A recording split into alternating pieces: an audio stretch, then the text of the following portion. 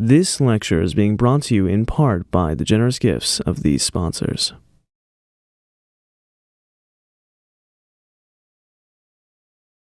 Well, thank you, Dr. Ford. Thank you for the sponsors. Thank you for the wonderful staff. I was last here 8 years ago, and I'm just so impressed how far you guys have come. I mean, you were way ahead of the curve way back then, but now, an impressive facility, geniuses at raising capital to fund studies. I try to do the same on a scale far lower than Ken Ford has, but we're trying.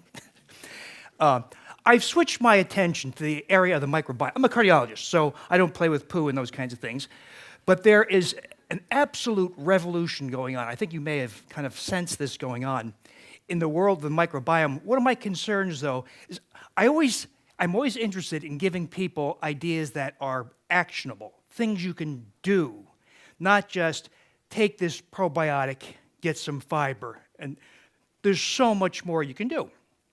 And so I spent the last several years working on this project, and the science has gotten a lot better to support these kinds of strategies. So if you recognize this planet, you know that we've had an impact on the environment. We've managed to acidify the world's oceans. We've managed to dissolve much of the coral reefs. You guys know this better than I do. We get violent hurricanes, deluges of rain, we get wildfires. We have changed the world's atmosphere environment. If we can do that on this planet, can we do something parallel in our internal ecosystem? I'm going to make the argument, yes, we have. Though you may not have to run for higher ground, we have had major changes on the composition of the human microbiome. But it's not hurricanes, of course, it's not tornadoes, it's not wildfires.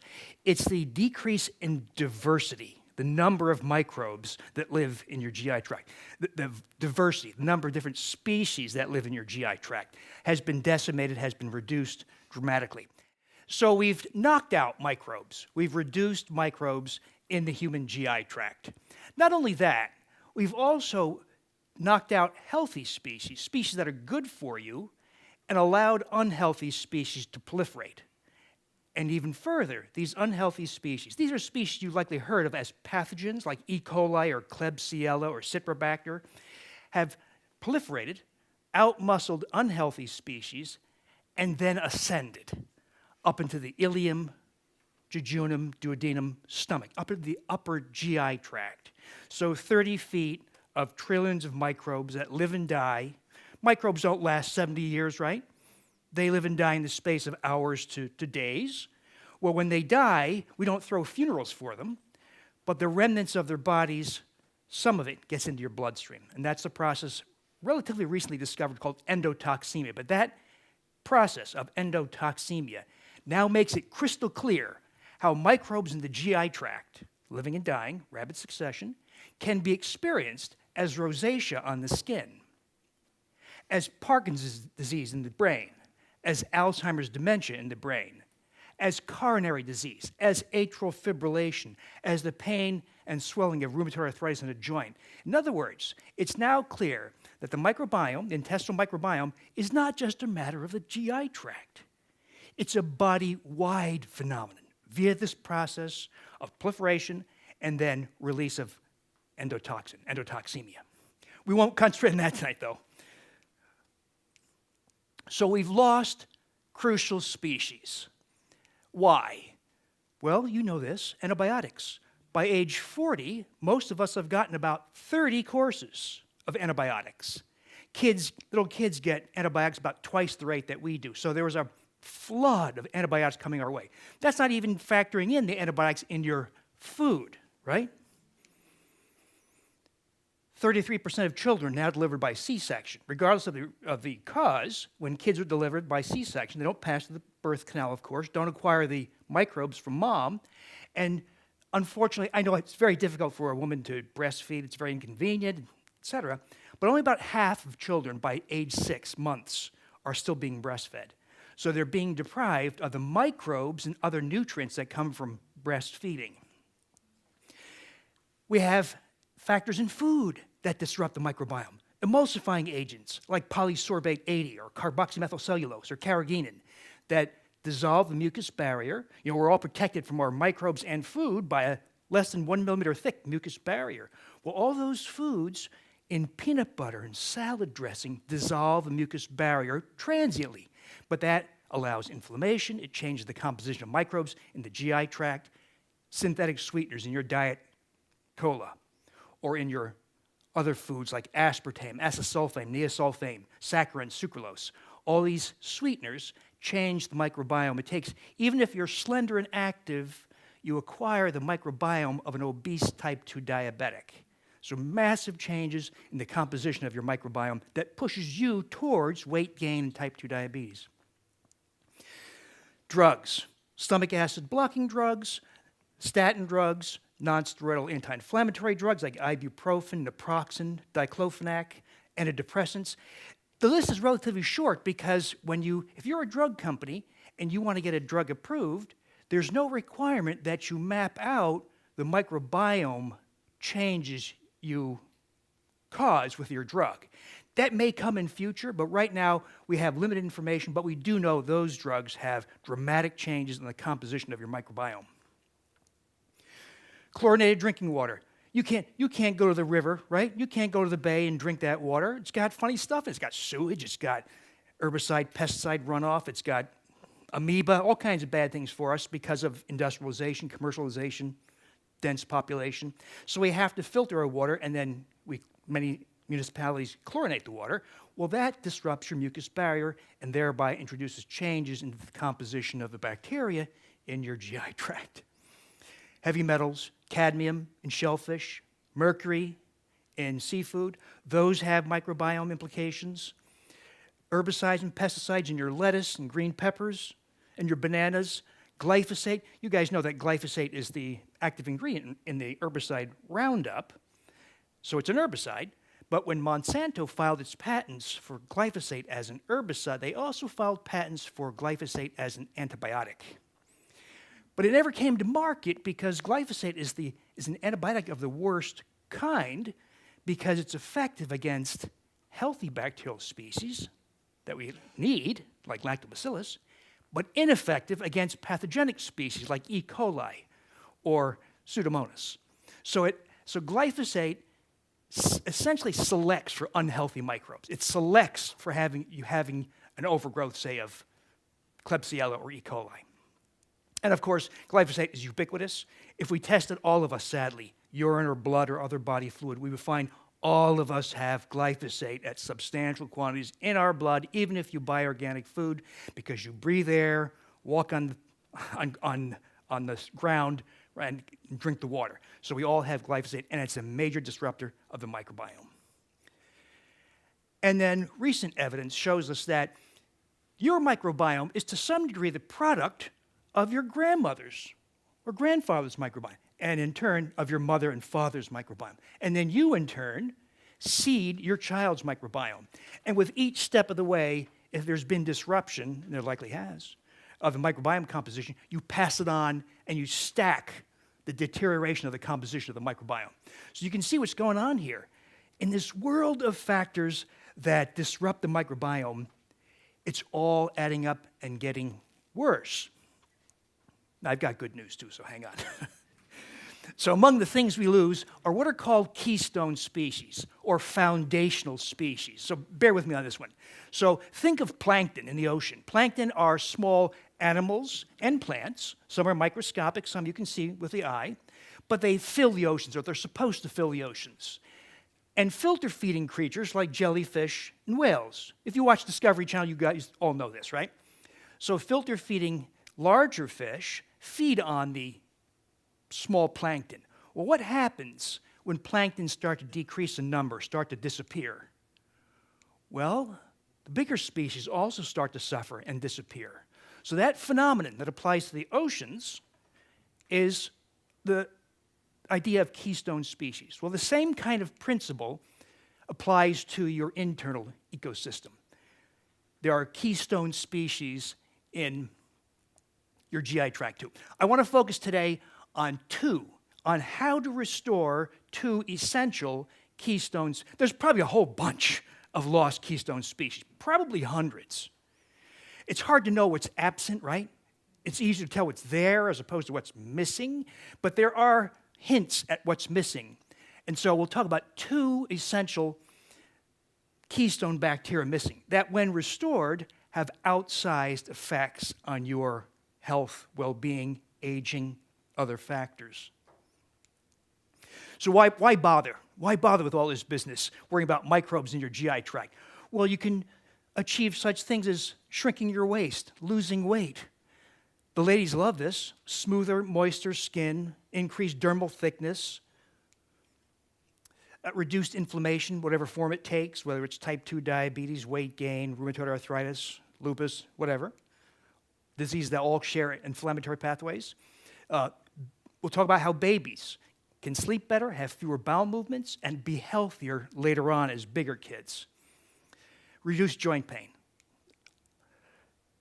You can recover faster from strenuous exercise or work by certain microbes. Not these two microbes, but I'm just going to give you an overview of the kinds of things you can achieve by purposefully rebuilding your microbiome. I had this. I'm a chronic insomniac.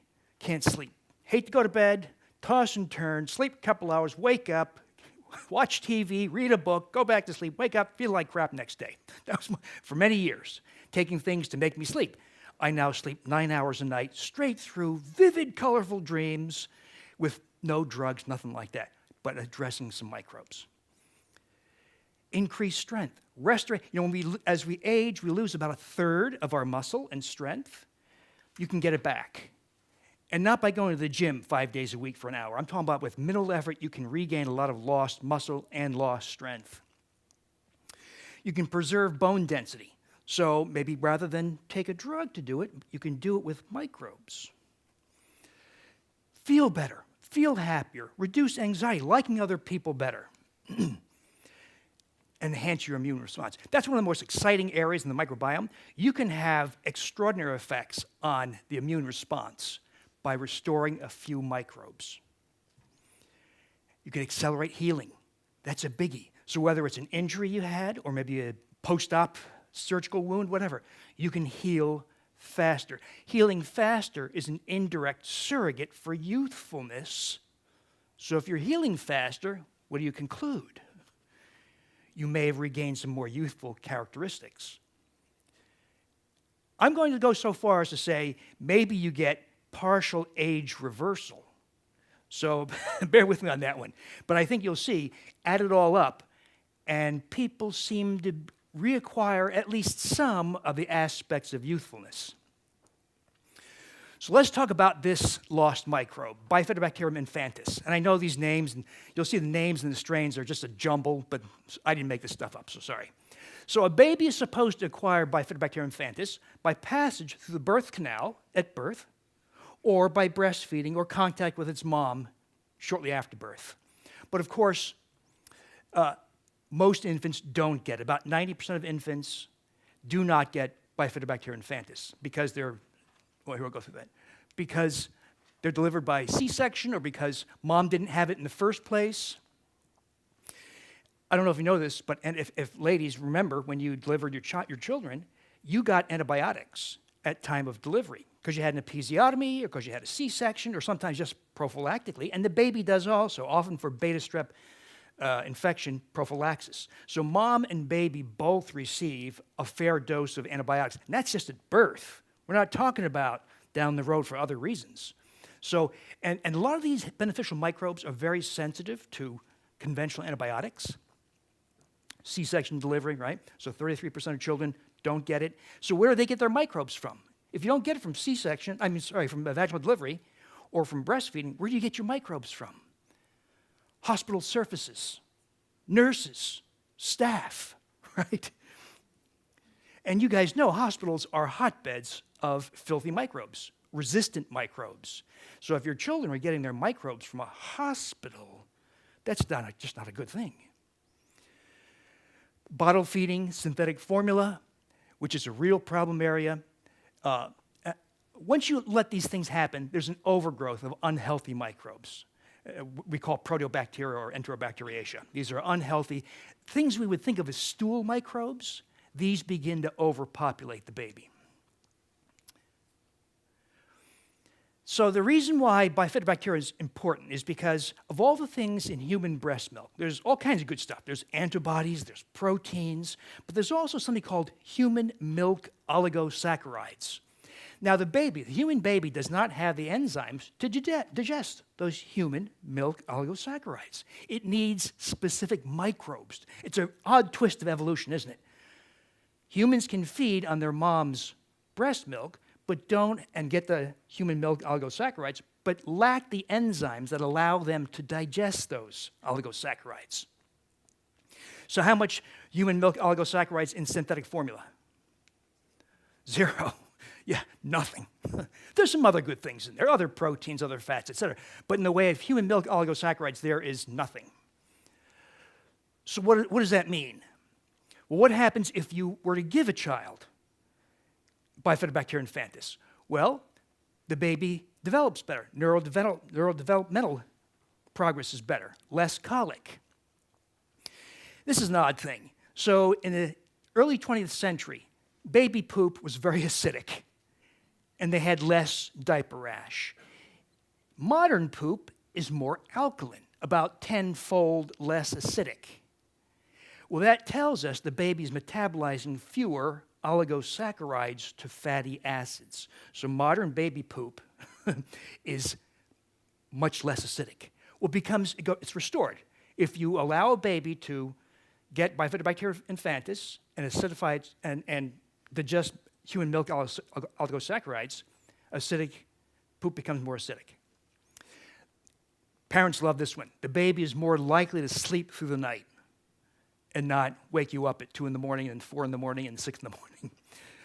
And their naps are longer. They have 50% fewer bowel movements, an average of 4 down to 2. Well, think about that, Mom and Dad. Fewer diaper changes in the course of a day, right? Big deal. They have a dramatic reduction in those intestinal pathogens, stool organisms, hospital organisms. Huge drop, 93%. And those are, by the way, the same species of SIBO, of small intestinal bacterial overgrowth, where bacteria have proliferated, ascended, then dominated the 30 feet of GI tract. So this Bifidobacteria implantation pushes that phenomenon back. And then there's less risk for a terrible condition called necrotizing enterocolitis, more common in newborns, where part of their bowel dies. These are preemies, they're tiny babies, right? And they have to have part of their bowel removed. You can imagine how traumatic that is. Very high mortality. Well, Bifidobacterium infantis dramatically reduces potential for necrotizing enterocolitis, suggesting it is a necessary microbe for intestinal health in an infant. So that happens in newborns. What happens to a child some years later? Less asthma, less nasal allergy, less likely to have autoimmune diseases like type 1 diabetes, which is a lifelong diagnosis. Less abdominal pain should they develop irritable bowel syndrome. They have higher IQs. In other words, they're less likely to become obese. Just this one maneuver changed the course of that child's life. That one maneuver at delivery, or around time of delivery, changed the course of this child's life. One microbe. So how do you restore it? Well, I'm telling you about commercial products, not because I want you to buy things, but because if it's not sold commercially, you can't get it, right? If I told you you have to go source it from the stool of somebody from Venezuela, you're not going to do it. So we got to get it from commercial sources. So I have no relationship with these companies, so I have no reason to tell you except these are good sources for these microbes. Well, there's a company in San Francisco that's commercializes products. It's called Avivo. They sell it to you as these vials or in sachets, and they tell you, take some of this Bifidobacterium infantis, express some breast milk, mix the microbe powder into the breast milk, feed it to your baby, okay? I'm going to tell you, you can do better than that. By the way, that's another strain that might work, maybe. A word about strain specificity. So when you play with microbes, as you're going to be doing, I think, you have to pay attention to strain, species, and strain. So to illustrate, I've got E. coli. You've got E. coli. Your family has E. coli. But what if you ate lettuce contaminated with cow manure that had E. coli? Well, you could die of kidney failure, sepsis, right? Same species, E. coli, different strain. So you see the importance? So strain can sometimes make the difference between life and death. In this case, not life and death, but maybe having an effective strain and not having an effective strain. So unfortunately, it complicates things, but you got to pay attention to strain. When you buy a commercial probiotic, the strain is often not even specified. You have no idea what the heck is in that commercial probiotic. So you have to pay. It's complicated, a lot of numbers to look at, but you got to pay attention to strain if you want better effects. In this case, we want the EVC001 strain, maybe the 35624 strain, okay? But if all you remember is the Avivo brand, that's where you get it from. But I'm going to suggest you go further than this. How is the baby supposed to get Bifidobacterium infantis? By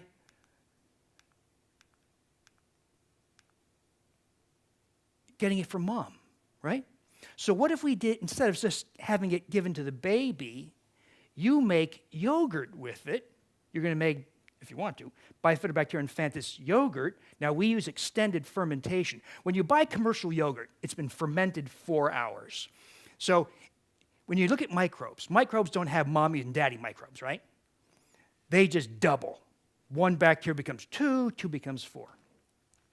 Well, if this species doubles every, let's say, 3 hours, which is common for microbes, and you ferment, so the yogurt you buy in the store, ferment for 4 hours, how many bacteria you have? Almost nothing, right? Because it doubled only once. So we ferment, or what I do, is we ferment for 36 hours, 12 doublings.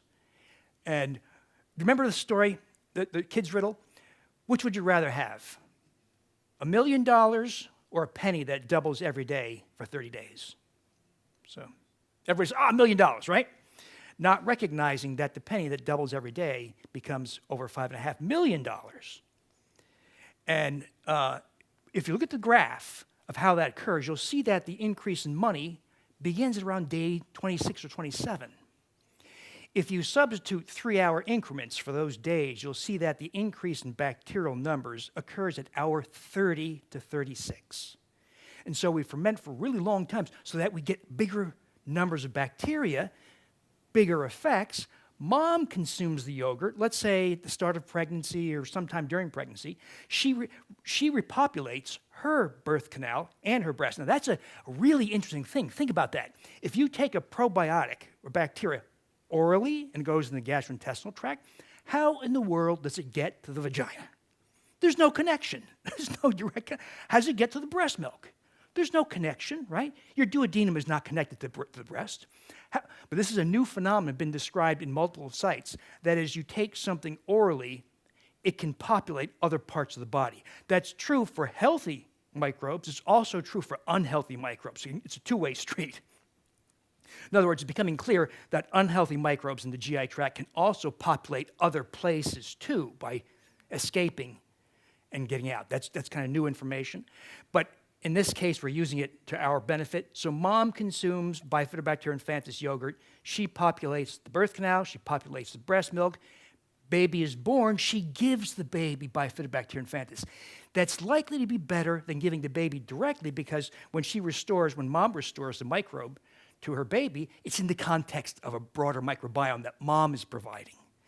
And mom can still provide the product through breast milk. She can continue to do that. But this is a way for mom to provide it to her baby and get some of the benefits herself. And this is the kind of thing that happens. On the left, a child who did not get Bifidobacterium infantis, you look at the purple. Look at the populations of Bifidobacterium infantis in a child who had it replenished. It becomes dominant. Now, over time, this evolves, and you don't have this kind of a microbiome. It's reduced in time. But at birth and the first few months of life, this is a good thing, having Bifidobacterium infantis dominate so that it can have all those wonderful metabolic benefits. Now, mom benefits also, though. So this microbe is also beneficial to adults. So there's a reduction in IBS, irritable bowel syndrome symptoms. IBS is probably, in most people, not always, but synonymous with SIBO, small intestinal bacterial overgrowth. So that says something about the effects of Bifidobacterium infantis on SIBO species. Reduced symptoms of ulcerative colitis, which gastroenterologists will tell you is a tough diagnosis to deal with. reduce fatty liver. There's a lot more you can do for fatty liver, a lot more, but this is one little piece that you can take that reduces fatty liver that could have led to cirrhosis and all kinds of bad things with your liver. And maybe reduces anxiety and depression, but that's been ascribed to a different strain, M63.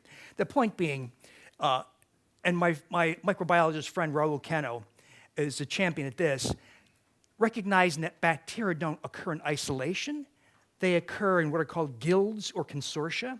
They collaborate with one another. They talk to one another. So it's likely that Bifidobacterium infantis, for us, not as babies, but for us as adults, is a member of a very important collaborative guild or consortium that has not been mapped out yet, but it's starting to be mapped out in these kind of test tube in vitro type preparations where microbes collaborate. And when you put them together, it's 2 + 2 = 11. You get these massive synergistic effects in producing metabolites and having beneficial effects. So the point here is, most babies in today's world with antibiotics, all the other disruptions, often don't have this microbe, but you can restore it. It ain't that tough. Let's talk about a second lost species, Lactobacillus rhodori. So for the very same reasons, we've had exposure to antibiotics, glyphosate, herbicides, pesticides, synthetic sweeteners, emulsifying agents in your peanut butter, etc. And one of the other microbes we lost is Lactobacillus rhodori. So we'll talk about how rhodori is a crucial microbe in this so-called gut-brain axis, and one of its outstanding effects is a restoration of your capacity to produce the hormone oxytocin, the hormone of love and empathy. We'll talk about how it's a psychobiotic, having major effects on your emotions, your mood, your sleep. How it colonized the upper GI tract, which is kind of unusual for microbes. But it doesn't live in the colon only, it also colonized the upper GI tract. And it's a producer of something called bacteriocins, natural antibiotics, natural peptide antibiotics, effective against the species of SIBO and other pathogenic species. But we're losing it. So for all those reasons we listed, many modern people are losing rhodori. So best estimate, best survey shows about 4% of us, less than 1 in 20, retains Lactobacillus rhodori. So back, Dr. Gerhard Reuter discovered this microbe, characterized it in Germany in the 70s and 80s, and then a researcher, Dr. Ivan Casas, went to South America. He had to go to the highlands of Peru to find an indigenous population, found a woman who expressed it in her breast milk. He brought it back to Europe and cultivated it. So he had to look for it because so many modern people have lost this microbe. Well, the funny thing about rhodori is if you went to indigenous people, like the Yanomami in the Brazilian rainforest, or the Matsas in the highlands of Peru, or the Malawi on Eastern Africa, or the Hadza in Tanzania, or the Maasai in Kenya, primitive population, indigenous populations who don't take antibiotics, right? They don't take statin drugs. They don't take non-steroidal anti-inflammatory drugs. They're not exposed to glyphosate, at least not in substantial quantities. In other words, not exposed to the microbiome disruptions that we are. They all have it. They all have Lactobacillus rhodori. If you were to characterize the microbiome of your neighborhood raccoon, or hamster, or a chipmunk, or squirrel, other mammals have rhodori, but you don't, or most of you don't. So what happened? What happened that now only 1 in 20 people retains rhodori? Well, let's talk about what happens when you restore it. What happens when you restore at least the 96% or so of people who lack rhodori? Well, a lot of these effects have been backtracked to the hormone oxytocin. So I'm sure a lot of you have heard about oxytocin as being the hormone of love and empathy, right? Here is an animal study. This is one of the animal studies that got me kind of really paying attention to this. These are animals given rhodori and the boost in oxytocin. On the left, little black bar, animals not given rhodori. On the right, animals given rhodori. And you can see there's over a 300% increase in oxytocin. Interestingly, in the B graph, that's plasma corticosterone, which is the same as cortisol in humans. Look at the reduction in cortisol. Cortisol is the hormone of stress. So there's potentially a dramatic reduction in stress effects. And even more interestingly, I wasn't going to talk about this, but it's so interesting.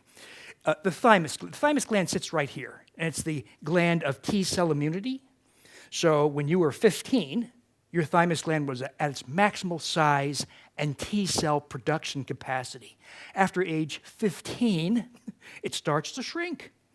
By age 70, it's about 10% of its former size and much less capable of launching a T-cell response to flu virus, COVID-19, pneumococcal bacteria, etc.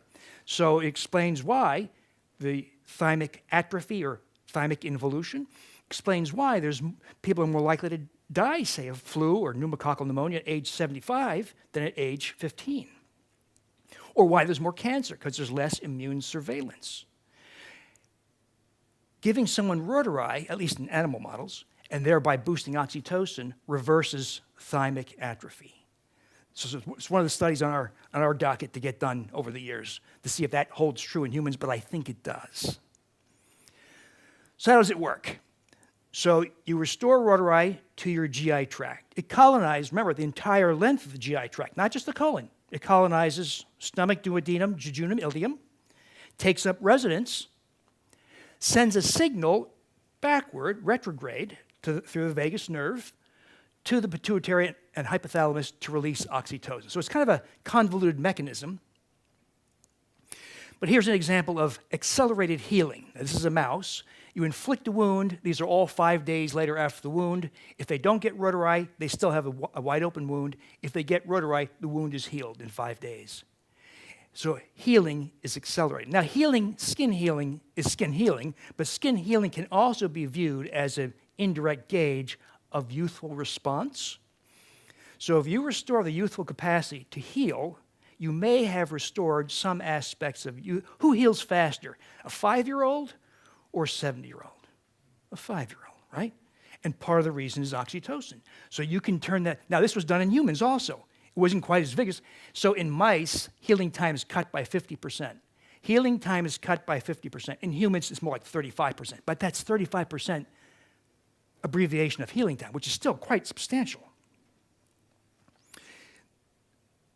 This is the deposition of collagen in the dermis. You know, the dermis is right beneath the epidermis. Dermis is, ladies go berserk for dermal collagen, right? They'll take collagen hydrolysates and hyaluronic acid, also they can have thicker dermal collagen. Look at the graph, black control, white rotary. The difference in collagen deposition within days of getting rotary. There's an explosion of collagen in the dermis. Now, I'd like to know, one of our studies is what happens when you combine rotary, the oxytocin-boosting effect of rotary, with collagen hydrolysates, and maybe some other interesting things like hyaluronic acid. I think there's going to be a synergistic effect. So the ladies go berserk for this because they have smoother skin. Now, I'm sorry for the gross picture, but it's such a great illustration of a specific point, and that is a very simple study. MIT, 2 groups of mice, both given a diet that was meant to mimic a fast food diet. White flour, sugar, hydrogenated fried oils, right?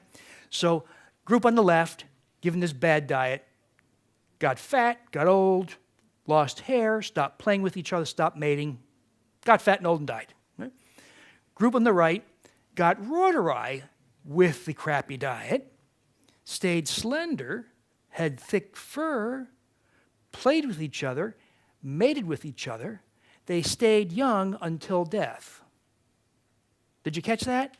They stayed young until death by having rotary. Now, that's mice. Does this happen in us? Well, tough thing to prove. But evidence so far is bit by bit coming out, yeah, it does apply to us. Another example. So I'm looking at the two bottom slides. So the left slide, see, they're like the red circles? This is cross-section of muscle in an old mouse. Few cells in cross-section, and they're atrophied. On the right, an old mouse's muscle given oxytocin. Muscle now looks like a young mouse. It reverses muscle loss. So in humans, if we lose 35% of our muscle mass and strength as we age, and by the way, we're seeing this play out in humans. Anecdotally, we have not designed the study in humans yet to do that, but I'll tell you, those of us who are we'll talk about making yogurt out of this thing.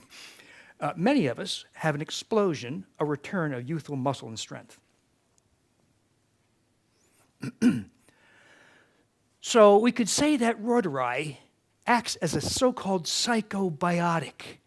So it's the hormone of love and affection, whether it's a mother for its child, for you for your spouse, for you for your children, for you for your neighbor, for you for the person on the other side of the political spectrum.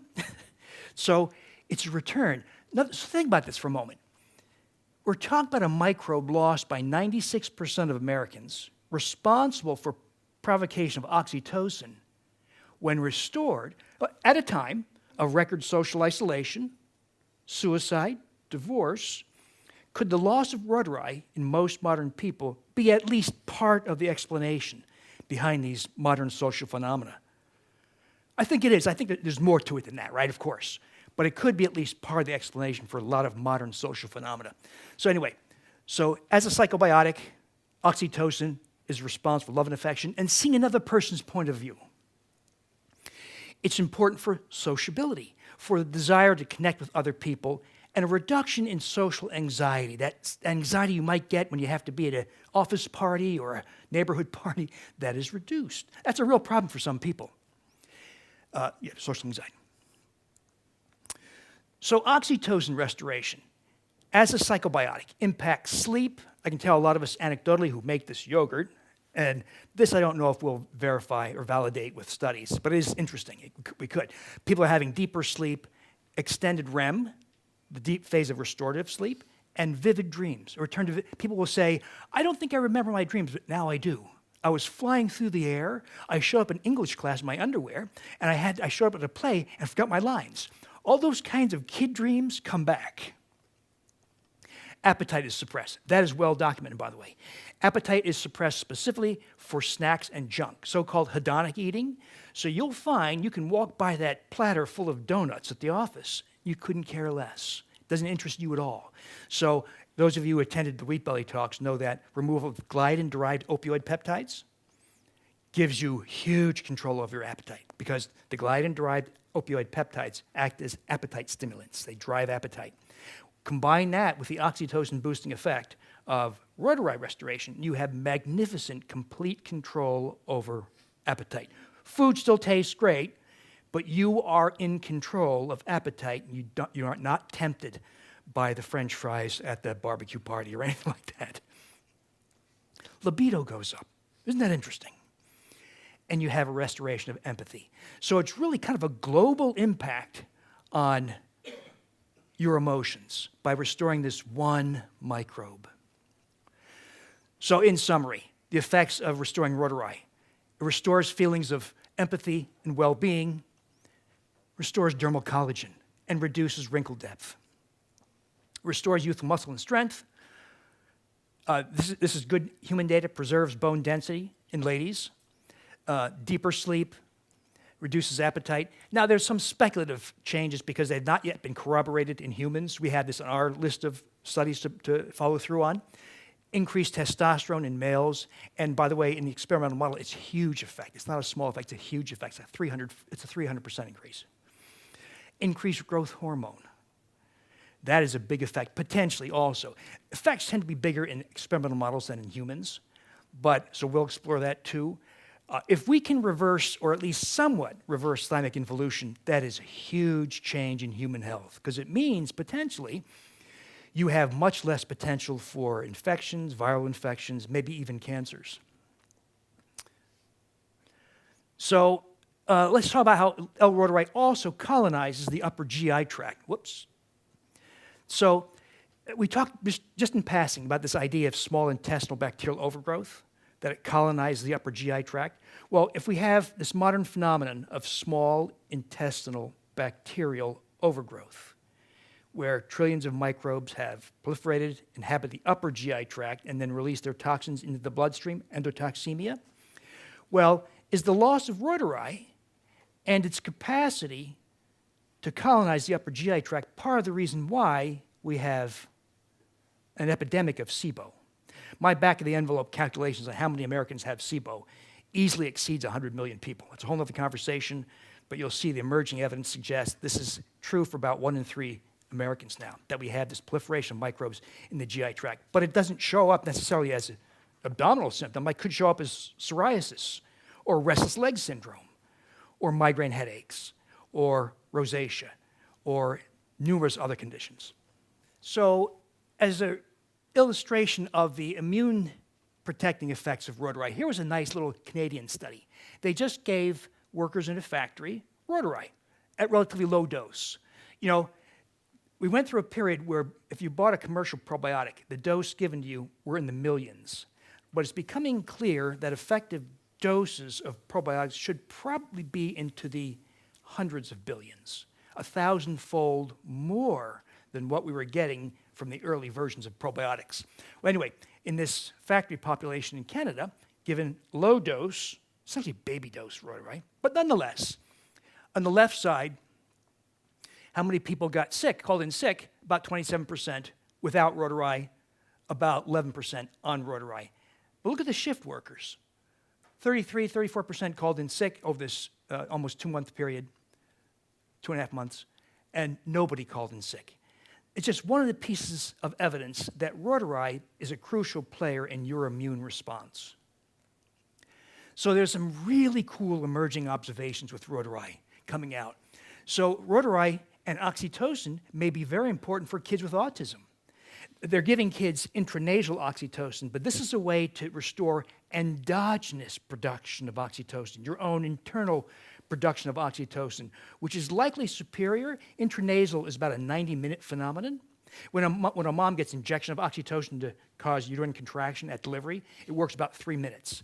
Intranasal, about 90 minutes. Endogenous, 24 hours. It's continuous around-the-clock production. So I think that's probably a more rational use of oxytocin in an autistic child, but that's going to be examined. We have some plans underway to look at that question. You know how farmers will give their livestock antibiotics to make them grow faster, right, and be heavier? But then, in turn, you get antibiotics, often residues in the meat. Well, if you give that animal rotari instead of antibiotics, it grows just as much more as it would have getting antibiotics.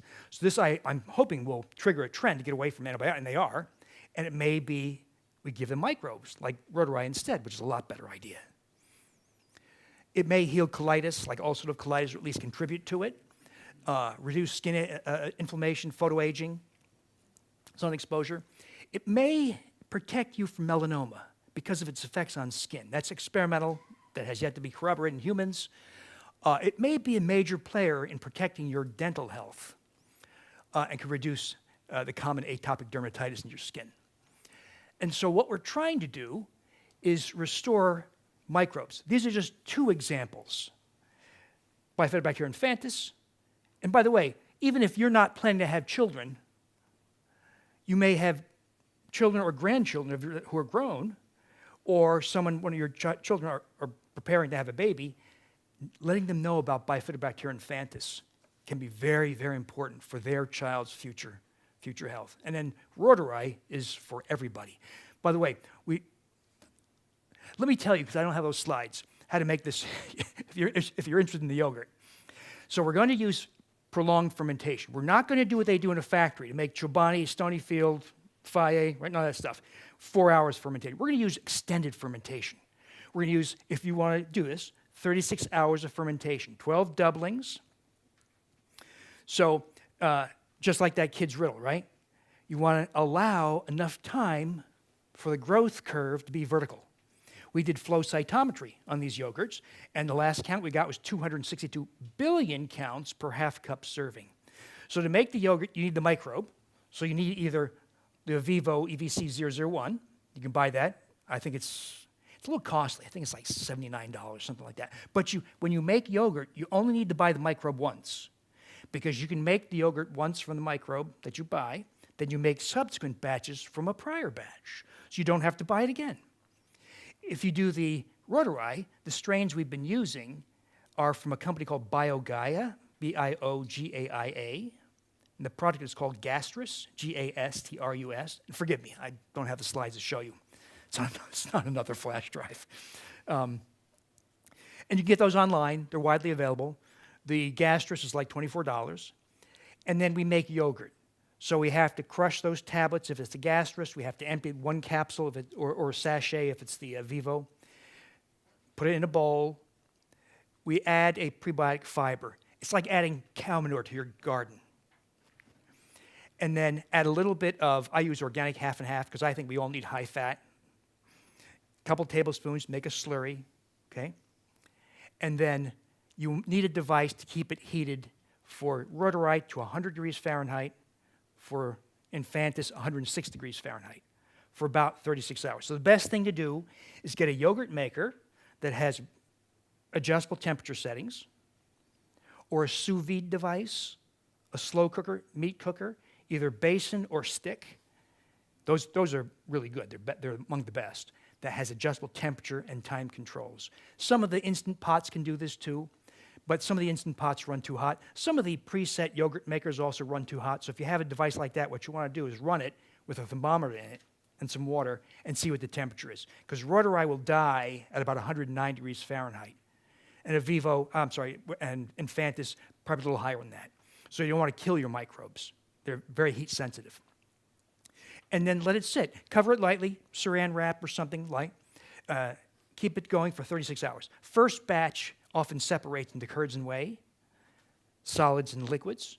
It's the subsequent batches that are thick, smooth, uniform, and tasty. Eat them with blueberries and a squirt of stevia, and you get these extraordinary effects. Does that make sense, how to make it? If you didn't follow all that, I have it written down in my Wheat Belly blog.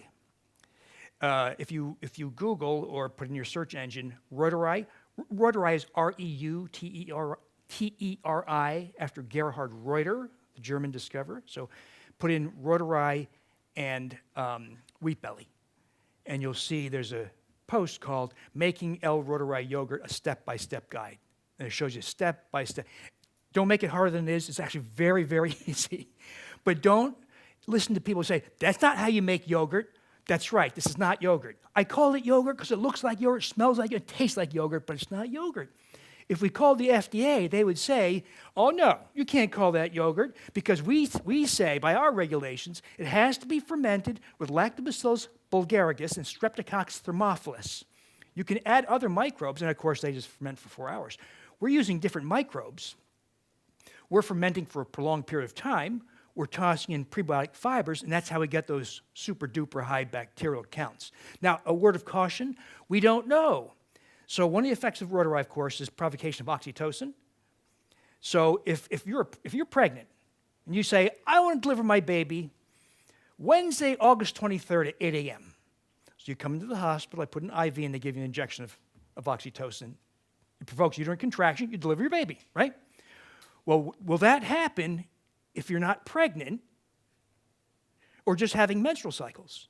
No, because the reason why oxytocin works at time of delivery, term pregnancy, is because the uterus has 200-fold more oxytocin receptors. But I had a concern early on, a couple of years back. What happens to a woman who's having active menstrual cycles, who's having uterine cramps, etc.? Will this intensify them? I don't think it does, but it's not been formally tested. Anecdotally, most ladies have told me, I did it anyway. I have almost no cramps, almost no emotional swings. I don't know if it's going to hold true. That's not my field, so we're not going to examine that clinically. But point is this. We also know that everybody needs rhodorite, right? If the Yanomamo have it, and the Matsas have it, and the Malawi have it, and the gopher in your backyard have it, you can have it too. But young ladies who are still having active menstrual cycles probably should not do the full yogurt. I would do a mixed culture yogurt, meaning culture with other microbes. You could do Rhodorite infantis. You could buy a little bit of live culture yogurt. You ever see the Wee brand of yogurt? OUI, little glass, like $1.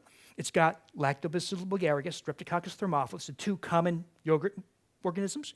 You could combine some of the rhodorite, either tablets or a couple tablespoons of a prior batch, and a tablespoon or two of the Wee yogurt or other live culture yogurt, and culture that, typically at 106 degrees Fahrenheit for 36 hours.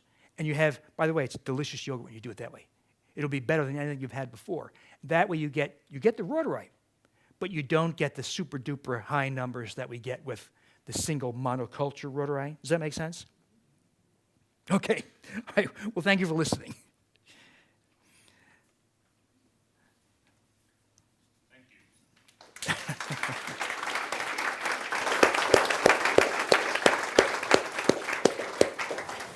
So we have some time for questions.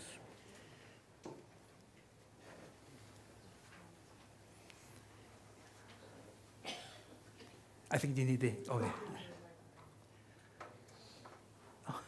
We just speak into it. Never use this. Do you find that how long do you recommend being on these probiotics? Essentially, do you find that they create like monocultures at all? 70 years. Okay. So you raise a fundamental hole in our knowledge. If mom gives you a microbe, you're likely to have it for months to years or a lifetime. If you take it as a probiotic, it's gone within days, maybe weeks, with some exceptions. The Infantis, by the way, I believe has been shown to persist for up to 60 days, I believe. So it's a little unusual. That one's a little better than others. But no one knows why, if I give you a microbe that I think is suitable for humans, it only takes up residence for a short time. It's probably because of that issue I raised that Raul Keno talks about, that we're just giving you a single microbe. What we probably should do is give you a collection of collaborating microbes, a guild, so that these microbes support each other and they're more likely to take up long-term residence. But those guilds or consortia have not been fully mapped out. We'll probably have it within the next 5 years, though. Thank you. Well, I should mention, this is kind of off topic, you know, I wanted to focus on this power of restoring these 2 lost microbes. Just because if you get your arms around that, you already give an extraordinarily powerful tool for regaining multiple aspects of health and youthfulness. But there's more to this, right? Recent evidence out of Stanford, one of the most important things you can do for restoration of microbiome health is fermented foods. You know, 1927, when Frigidaire delivered refrigerators to homeowners, before then, refrigerators were something you had only in factories and large facilities because they were so expensive. In 1927, they became more affordable for everyday people. And then Freon came out, the refrigerant that was used back then. And refrigeration became a very common thing. And grandma, great-grandma started to give up on fermented foods. And so we went from daily consumption of sauerkrauts, fermented vegetables, kefirs, all those kinds of things, to nothing. And it's looking as if that was a big, big mistake. So adding back kefirs, kombuchas, sauerkrauts, kimchi is my favorite. Kimchi is a big deal. Kimchi has multiple powerful components. It's got several very important species like Leuconostoc mesenteritis, don't remember this, Pediococcus pentasaceus, Lactobacillus brevis, really powerful microbes that do all kinds of really good stuff, like reduce colon cancer risk, reduce blood pressure, reduce insulin resistance, really reduce the endotoxemia. So fermented foods. You know, South Korea has the lowest incidence of heart disease in the world. And it's not proof that kimchi does this, right? But it's interesting. And by the way, you also ought to know about a new device. It's called AIRE, A-I-R-E. So it's a little device, you blow into it, it registers on your smartphone, your smart device, and it tells you how much the current device, hydrogen gas, you're giving off. And the newer device that's supposed to come out in about 2 weeks, hydrogen gas, hydrogen sulfide gas, and methane. All that means is you can assess both the composition and the location of bacteria in your GI tract. So I tell people, a lot of you don't remember what happened when we first got access to fingerstick glucose checks for diabetics. Before we had fingerstick glucose in the 80s, you had urine dipsticks, which were terrible.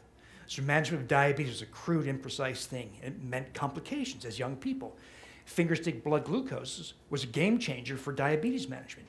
Well, the AIRE device is a game changer for intestinal health. It tells you, where, and to some degree, what microbes are high up in the GI tract. SIBO. Okay? So if that interests you also, so I didn't mention my new book is called Super Gut, should come out in February, but you can also find a ton of, there's over 2,000 articles in my Wheat Belly blog that has had 33 million people on it, 10 million visitors, so a lot of stuff on there too. How to use the AIRE device, what does it mean, how to eradicate SIBO, and just entice you. So if you have SIBO and you have, it might be labeled rheumatoid arthritis, might be labeled Parkinson's disease, might be labeled type 2 diabetes or obesity or hypertension or atrial fibrillation or coronary disease or migraine headache or any number of other conditions. And you identify, you do the air device, or maybe you go to a lab and do formal H2 testing and other breath tests, and you have SIBO. You have microbes all the way up your GI tract. What do? Well, doc says take rifaximin, an antibiotic, which has efficacy about 40 to 60%. You could take herbal antibiotics, which I was very skeptical over because they're kind of haphazardly concocted, until the Hopkins people published evidence comparing rifaximin to 2 herbal antibiotic regimens, and the herbal antibiotic regimens outperformed rifaximin, and the rifaximin non-responders responded to the herbal antibiotics. But it gets even better. So if you take a commercial probiotic for SIBO, because you got diarrhea and bloating, right? Oh, you take a commercial probiotic, will it get rid of your SIBO? Probably not. It might reduce bloating or gas a little bit, but you're still left with the disrupted microbiome of SIBO. Why would that be? Well, think of how commercial probiotics are crafted. They just haphazardly throw together a bunch of microbes they think might be beneficial because there's some evidence for this being beneficial, evidence for that one being, and throw it together. I know a lot of probiotic manufacturers, so I can tell you that for a fact, that's how they make them. But what if we did something different? Ask this question. What if we choose microbes that colonize the upper GI tract, where SIBO occurs, and produce bacteriocins effective against a species of SIBO? Like, for instance, there's a microbe we didn't talk about today called Lactobacillus gasseri BNR17.